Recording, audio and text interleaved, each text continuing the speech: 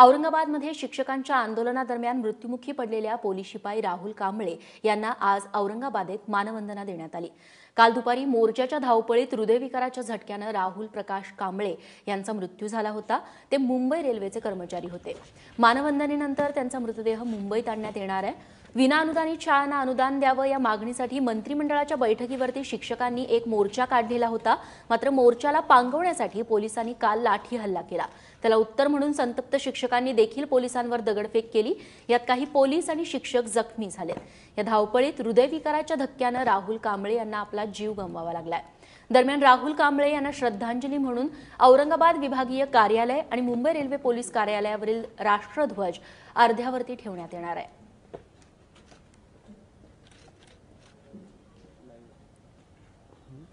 दरम्यान कांबळेंचा मृत्यू हा जुन्या आजाराने झाला असल्याचं स्पष्टीकरण पोलीस महासंचालक सतीश माथुर यांनी दिलेलं आहे। कालचे जे मृत्यू आहेत ते हल्ल्याचा भाग नाहीये। तो स्वतः पूर्वीपासून आजारी होता।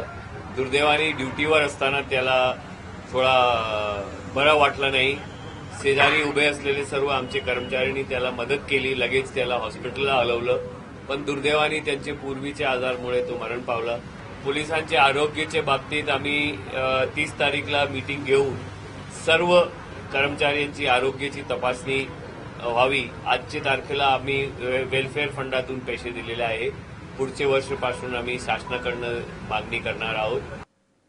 आणि यानंतर जाऊयात औरंगाबादला। आमचे प्रतिनिधी कृष्णा केंडे फोनवरून आता आपल्यासोबत आहेत। कृष्णा, औरंगाबादमध्ये कांबळे यांना मानवंदना देण्यात आलेली आहे। आता मुंबईकडे त्यांचं पार्थिव कधी रवाना करण्यात येणार आहे?